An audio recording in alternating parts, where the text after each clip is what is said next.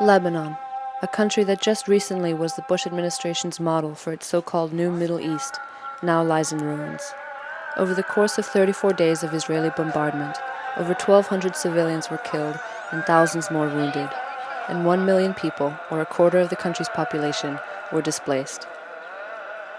Beirut's once bustling streets and crowded beaches became deserted, and city squares turned into memorials for the dead. Public schools and city parks became home to hundreds of thousands of people, displaced by the seemingly endless bombing of southern Lebanon and the poorer suburbs of Beirut. "Don't worry," one woman told me as we heard a loud explosion that seemed only a block away. "If you were in Manhattan, that would be as far away as Brooklyn." Sitting in Sanaya Park, which became home to over 1,000 people, an explosion triggers cries and tears from children and mothers alike. Some of the families were displaced not once but twice in this war. Almaza Hajazi arrived here from a small village near the Israeli border, where she survived the bombing of her home. She went to Dahia, one of Beirut's suburbs, only to be bombed again. She lost one of her feet and badly injured the other. A big, very big rocket or missile came right into their house, which ripped off her legs. She was crawling over very rough ground. Was she alone? كنت لحالي. Her children, but till now she doesn't know anything about her children. When did she get separated from them? أنت انفصلتي عنهم لأولادك. She's been here for 4 days, but till now she doesn't know anything about her kids. It's very bad living here because she needed a wheelchair because, as you can see, the case with her legs and her feet. She asked for medicine, for a lot of medications. She asked for a lot of stuff, but they still couldn't get her this. So it's very bad living here. Ahmed Mahmoud Khalil describes how he fled from his village near Tyre. يعني ما طلعناش من هناك إلا لما اجت الصواريخ بجانب البيت بالضبط يعني بجزء البيت يلا طلعنا. They were determined not to leave until rockets were very very close to their house. So that's when they decided to leave. قد الله يكون هونيك. 14 يوم. They stayed there with all the rockets and everything and the bombing for 14 days. نتنقل من مكان لمكان. There was no way out at that time, so they were moving, near the house, under the house. Did they have enough food and water? كان عندكم مي وأكل بكفيكم؟ بركة مي. هاي كنا نستعملها للغسيل. يعني نطول منها مي. They had this fountain in their house, so they saved the water to wash, to eat. They had some flour, this big bag of flour, so they made some bread. It wasn't very good bread, but it kept them alive. يرثى إليه. يعني بالفترة اللي صار فيها أحداث. When the things began, all this bombing and stuff there, 3 of his children were at their grandma's house. هاي الشغلة القوية يعني الضربات القوية. So now they're still there because they couldn't take them with. I haven't heard from them for like 8 or 10 days. ديروا بالكم عليهم خليهم عندكم. What did he do in his village before this all happened? شو كنت تعمل أنت بالضيعة هونيك؟ شو كنت تشتغل أو شيء؟ عاد في الولاد عندهم فرن. They used to live from a shop that used to sell bread and such stuff, but now it's destroyed. غير هيك لا. ما طول في مقاومة. As long as there's this mighty resistance. والمقاومة هي اللي قادرة ترجع الإسرائيليين إلى الخلف. Okay, and this resistance is capable of making the Israeli people withdraw from here. وتحرر الأراضي كلها أكيد إحنا عندنا أمل نرجع لها. And as long as this resistance is capable of freeing our land, of course we have hope, a very strong hope. At the nearby Ramal al-Zarif school, home to 500 during the war, Najla Hussein from Tung, a small village near the border, also shows her vigilance. She hopes, that America and the world can wake up to the reality of what they're suffering, that they can turn on their television sets and see how people are suffering, see the destruction that has been wreaked upon their lives, and wake up and feel some compassion, like Haniya, some Hanun, for them.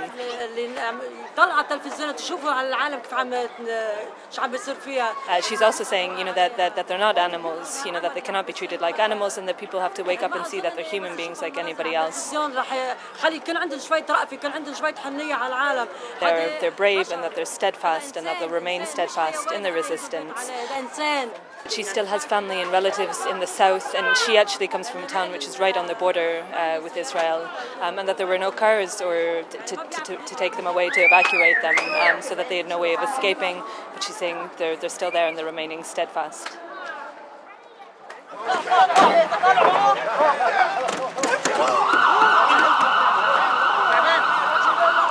There's about 2 families just now under this rocket. We are making the helping.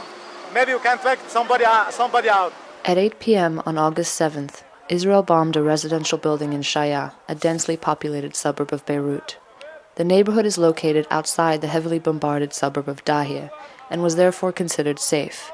But that night, Israel's surprise attack killed more people at once than any other single attack of the war. This is area, the habitat, all the people civilian. They are coming from South Lebanon. They are leaving the danger zone area to live here. This is the first time we see the fire here in this area. No Hezbollah here, and no Amal here. This is civilian country. The massacre like Kana. You will take it the verity sounds for the world. What happened in Lebanon? What happened in Beirut? What happened in South Beirut? What do they want about me? They want the economy go down. Our money go down. Our bridge go down. You can't drive your car. You can't drive your motor. You can't drive your bicycle. What happened? Olmert is a criminal man. He will making big massacre to make Hezbollah go down. He's a crazy man.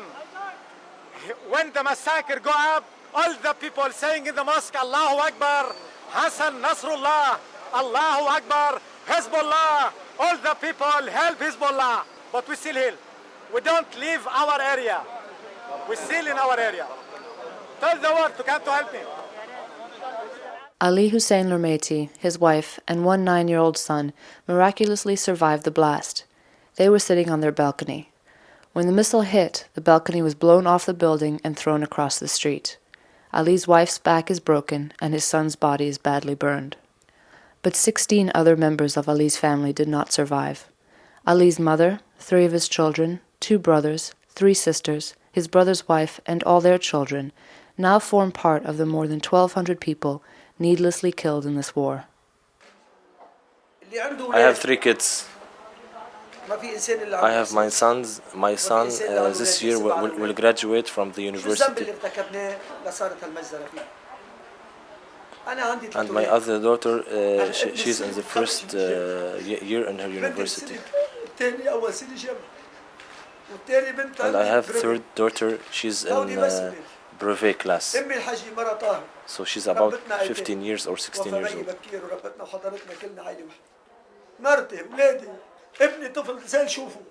My wife, my sons, my daughters, and I have my son, he's 9 years old.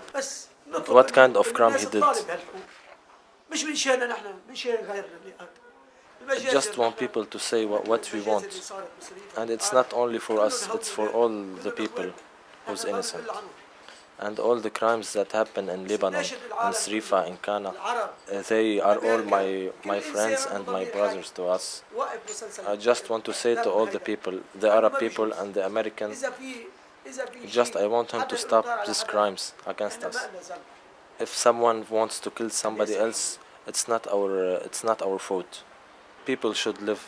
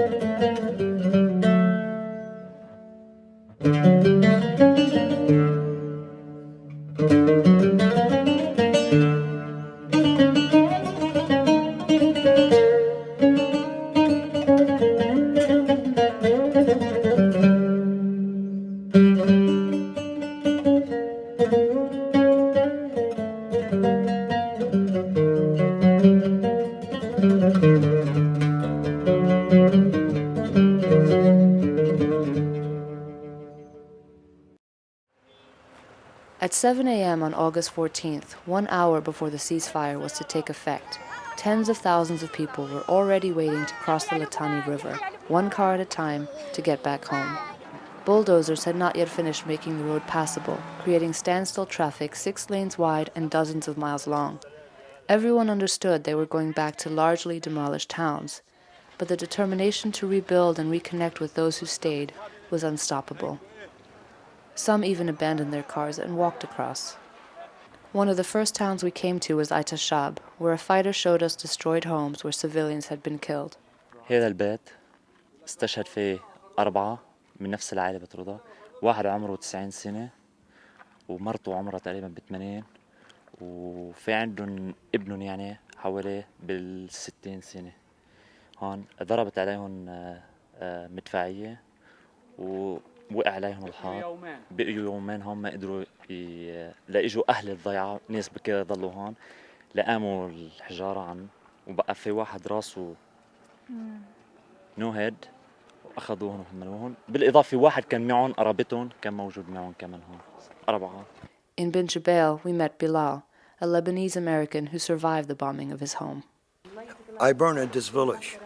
I left this village, I was 16 years old, to USA. I'm an American citizen right now. I live in USA for 30 years, which is I have 9 kids. I retired from Chrysler Corporations, and I come back to my hometown. It's mean a lot to me because I born in this village. As you see the village, how they look to you. I've seen Hiroshima on TV. It's just like what you see. This is my village to be like a Hiroshima. When the war started, Israel threw in a form in Arabic language to leave the town or the village to everybody. And everybody pick up the form and reading it, they say leave the village. And we started backing it up, just about to leave.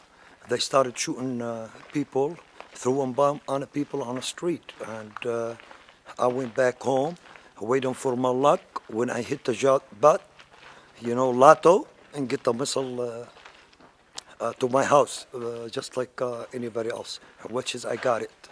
And I was buried alive for 1 week. No food, no water, nothing. And I'll be thanks to my neighbors. I was a kid. I used to give him $1 a day because he helped me if I want anything from the village. And he picked it up for me. When he see my house, and he called for help, and he think I'm dead. They started digging, and they find me alive. My sister alone, she's buried alive with her kids, 7 kids and a husband. And even my wife's brother, his name Hassan Awada, he killed with the 2 babies. They still can't pick the kids. I felt those kids is mine. I used to play with them every day. I missed them. I asked the nation, why children? Let them put their children in the place of our children. Maybe they can feel better. Maybe they can feel about a human being's life. As more residents began to return, the shock of what they now faced became clear. Not even the farms on which they subsist were spared. All the farms now, it's burned. And all the people work in the farms now, they didn't have any job. They waiting now to be construction, the village, construction, the farms, and they're starting to do the work. those people, you saw it, they were all sleeping at the street because they don't have house, they don't have camps, they don't have a room, they don't have even the water to washing his hand, washing his body or something. Most of them, they eating from these farms. And now they don't have any job, any house, any street, even the street, and even the clothes. They are changing the clothes because they have water to wash it. And as if that wasn't enough, when Bilal Beydoun returned to his village of Bin Jabal 1 week after the ceasefire, he discovered the war was not even over. I found an unexploded bomb on my front porch and an unexploded missile on my back porch, and I don't know where I'm going to sleep tonight. I mean, I can't even go in my backyard because the grass is high and you just can't go back there. You don't know where you're going to step. Your next step might be your last step. The United Nations Interim Force in Lebanon estimates that Israel dropped approximately 150,000 bombs during the 34-day military offensive. Many of these remain unexploded, even as villagers return home to start clearing away the rubble. The large unexploded missiles, while extremely threatening, are easier to find. It is the estimated 1 million unexploded cluster bomb submunitions that pose the most immediate threat. Mark Alasko is the senior military analyst for Human Rights Watch. Sure, the use of submunitions here in Lebanon really is at a crisis point. We're seeing the contamination levels far higher than many areas during the Iraq War.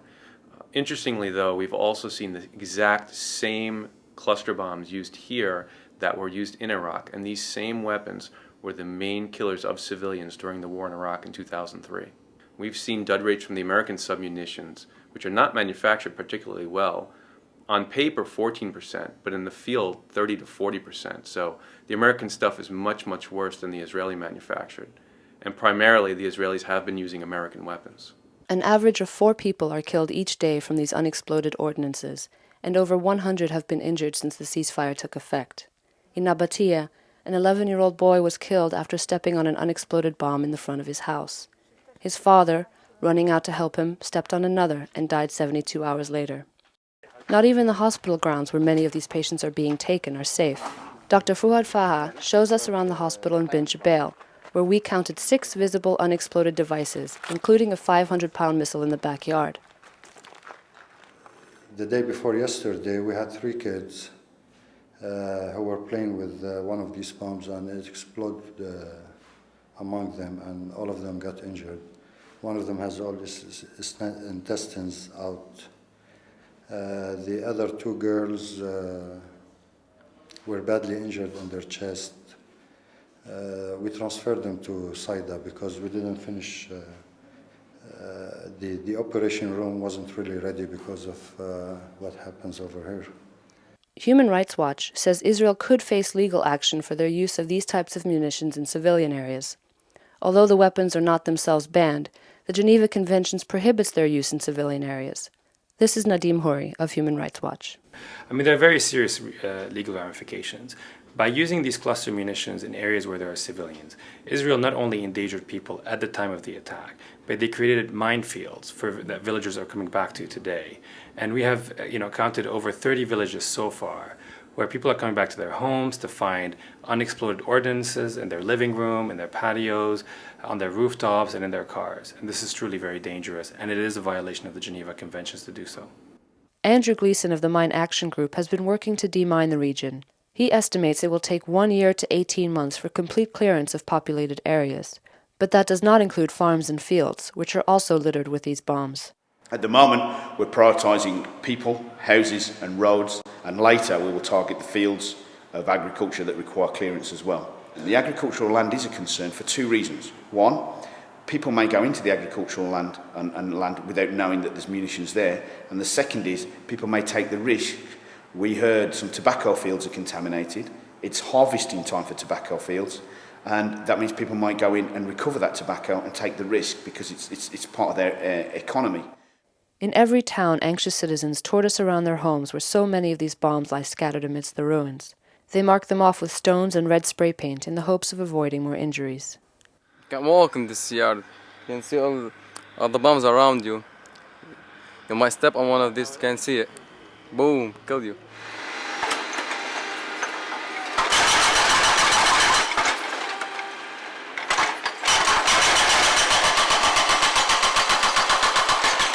shock and awe. The phrase accurately describes the reactions of residents of Dahia, Beirut, as they look over what remains of their neighborhood. 198 buildings were completely demolished here during the 34 days of Israeli air raids. Another 200 were so badly damaged they will have to be brought down. I have friends in all the buildings. One of them is still there under the rubble. There was a little space in front of the building. Now it's gone. We used to play soccer here. As the bulldozers and backhoes move Dahia's rubble to a dump site on the outskirts of town, residents scour through the remains to find anything they can salvage. I'm coming here to see if I'm able to get things of sentimental value from my house so that I can tell my children about the house and let them know what Israel has done to us and how bad it is. This was a 12-story building. Imagine now its height is no more than 2 meters. Despite the overwhelming sense of grief and destruction here, people like Nada Hamdan feel victorious. We don't see this as destruction. We see it as a rebirth. We have our dignity, pride, and steadfastness. This is not a defeat for us. It's a defeat for Israel.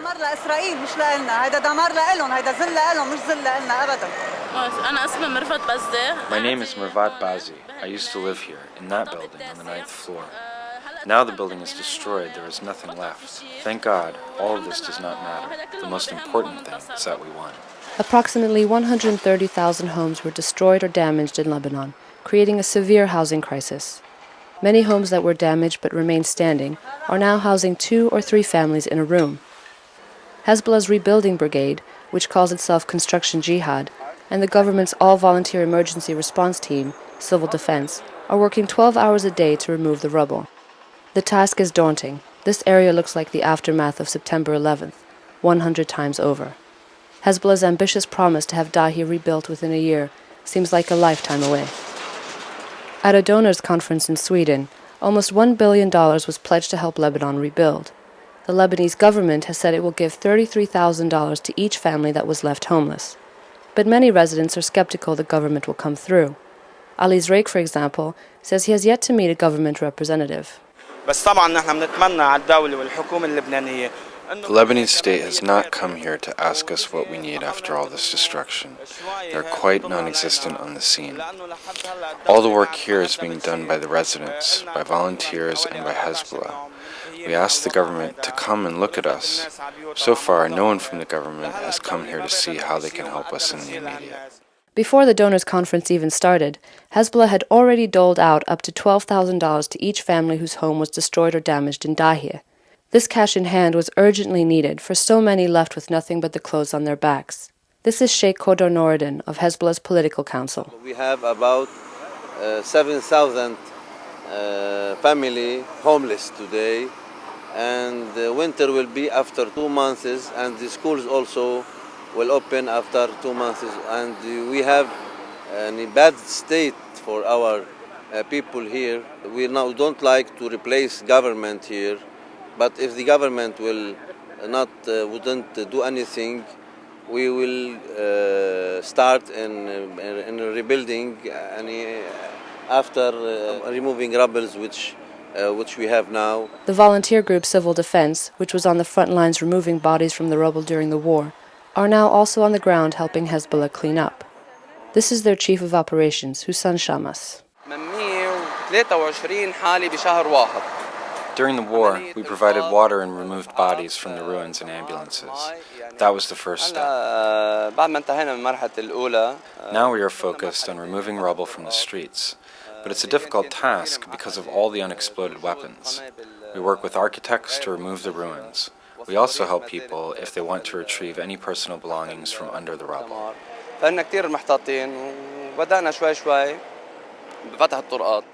Volunteers from one of the country's largest Christian political parties, the Free Patriotic Movement, are also on the ground. This is Nicholas Ibrahim.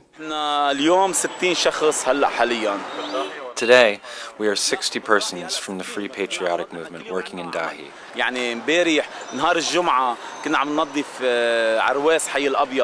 Every day we have work. Last Friday we cleaned a street in Rawal's area. Today, we cleaned the church and its surroundings, and we are distributing water here. بكره بغير محل بعد بكره يعني في برنامج ماشيين عليه. In southern Lebanon, the destruction is proportionately just as great, but bulldozers are few and far between. People here are manually clearing chunks of broken concrete from the roads and reshaping them into walls that contain the rubble from their homes.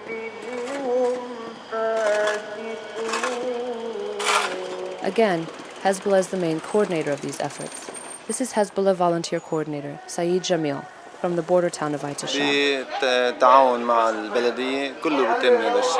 We are cleaning up the roads, but the bulldozers are not here yet. We are only in the first stage, which is the priority of financial compensation to the people.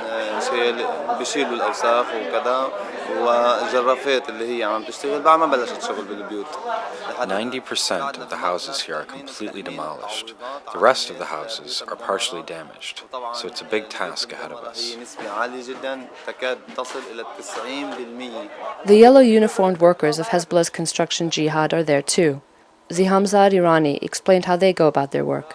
In every house we come, I check the walls, I check the whole home, okay, from the kitchen, from every room. After we check the houses, we take the file and take it to Jihad Bina. They read our files and they assume how much money we have to pay for this person. The only other group on the ground here is a coalition of activists under the name of Samidoun, or steadfastness. Reminiscent of the volunteer-driven recovery group Common Ground in New Orleans, the group started by helping displaced people in Beirut and are now working with Hezbollah to help distribute the aid that is dropped off here by international NGOs. This is Samidoun volunteer Ali Muhammad. Our duty is to cover the whole village with food, hygiene kits, and shelters like tents, mattresses, and blankets. And then our job is to manage all the donations we get from the UN, from the Red Cross International, and then from different foundations in the country. They come here, they unload their stuff, we put them in the storage, and then we start giving them to the families.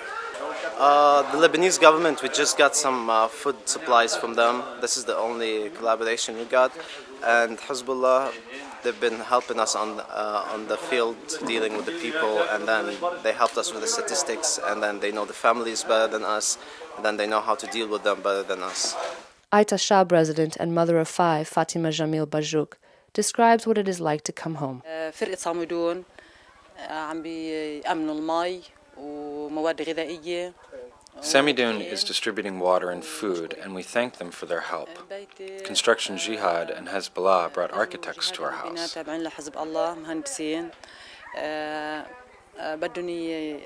They saw the damage, and they said they will have to demolish it and rebuild it again because it is not stable, it is not safe. يعني أول ما أجيت أنا من بيروت على عيتا تفاجأت بحجم الدمار بحجم الخراب. When I came back to my village, I was shocked to see the destruction, the crimes, all the martyrs. اتضايقت زعلت بكيت. I was disturbed by the situation. I cried a lot. انبسطت إنه عيتا صمدت قاومت. But I am also happy because Aitashab held on and resisted, and people are coming back. رجعت أهاليها عليها على عيتا. يعني قعدنا. We are happy because when we came back, even though we don't have much, we don't have electricity, we don't have drinking water, we have the land that we love. مبسوطين وطبعا صارت تجي الأهالي شوي شوي والحمد لله يعني مبسوطين. The Bush administration has offered $230 million in reconstruction aid and assistance and hopes to be considered for reconstruction contracts. But to Ayman Bajouk and many of his neighbors, the U.S. aid offer is part of the same story of war profiteering. The Americans sent $230 million in aid.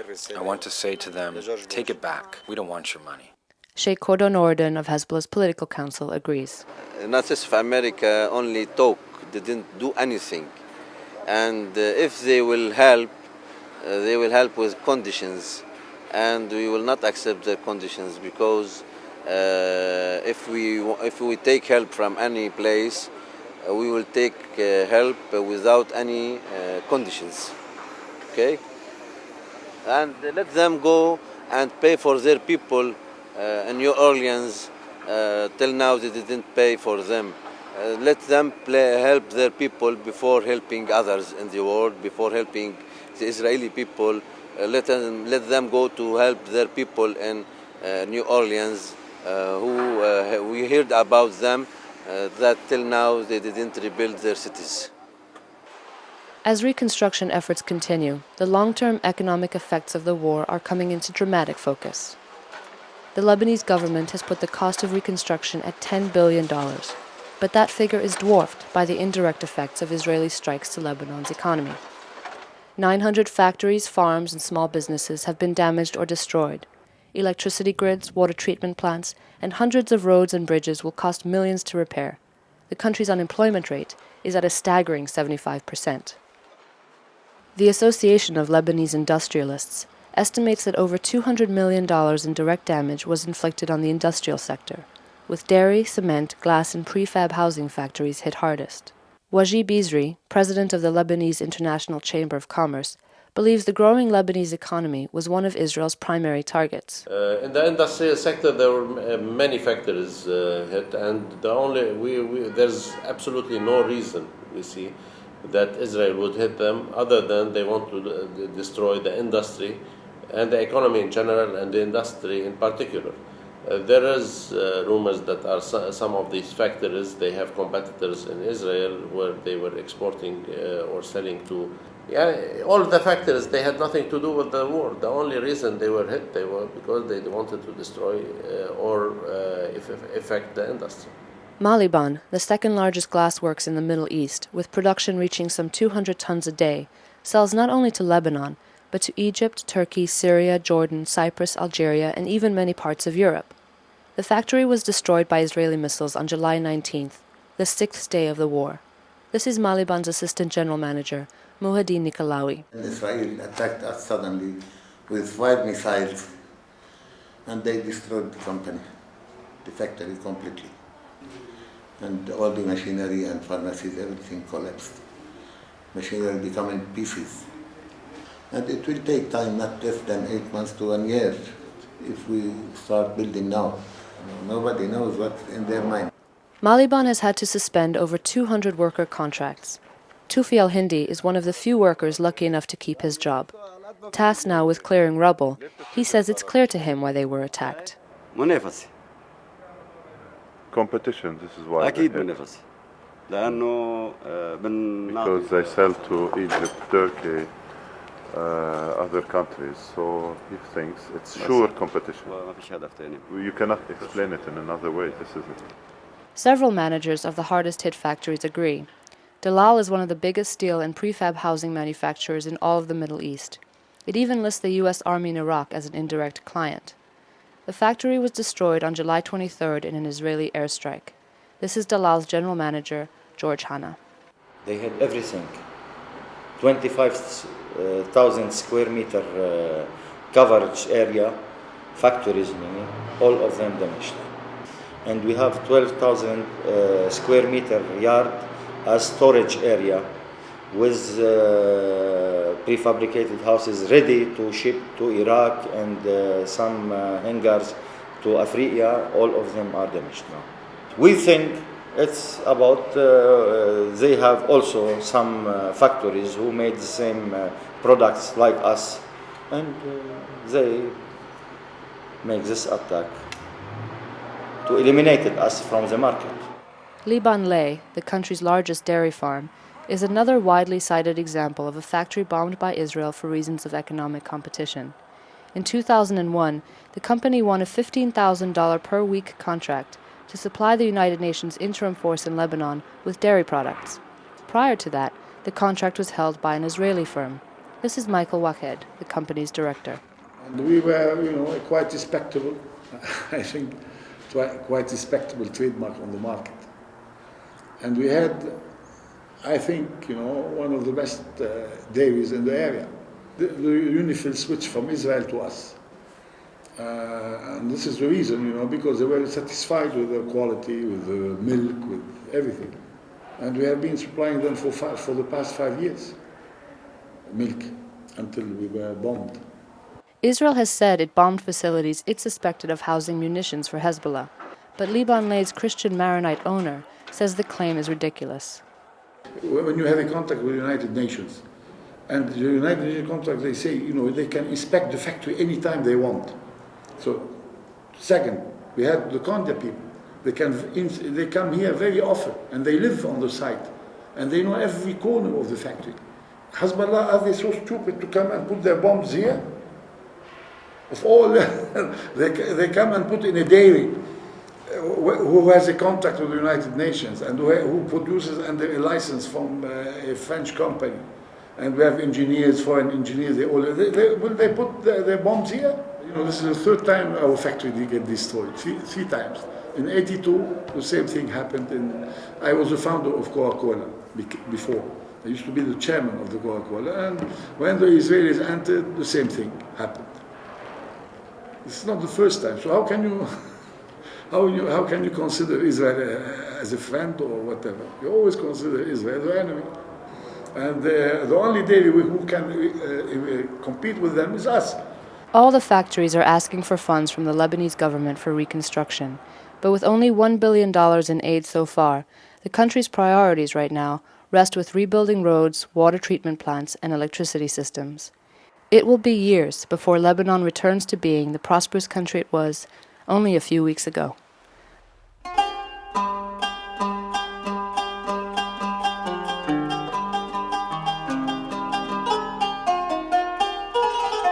The country's two main power plants were also targets. The Jiyeh power station, just north of Samidoun, was hit on July 14th and again on July 15th, just after the start of the war. Israeli jets prevented firefighters from putting out the fires, which burned for several weeks and caused additional fuel storage tanks to explode. 30,000 tons of crude oil seeped into the Mediterranean Sea as a result, spreading over 100 miles north. It has caused an environmental catastrophe comparable to Exxon Valdez, and it has devastated Lebanon's tourism and fishing industries for years to come.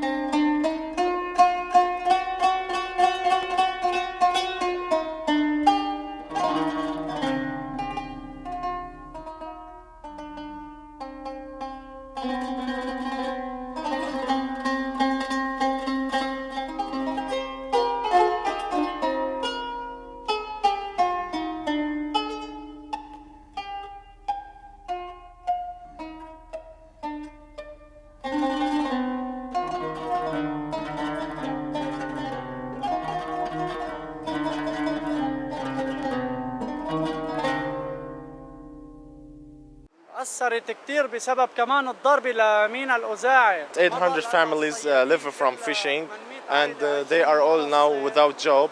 And hereby on Uza'i they bomb all the fishing boat and everything. In Uza'i they bomb them. They bomb fishing boats? Yeah, in Uza'i. ضرر كل الثروة الحيوانية المائية كلها ضرر. All the fish, the big one and the small one and the eggs are all dead. This pollution is over the sea, and it's all over the beach. What does he have to say to Israel about this? شو بتحب تقول لإسرائيل بهالشيء؟ بحب أقول لإسرائيل إنه الشعب العربي شعب لبنان. It's enough with war. We have seen so much, and we want peace, only peace.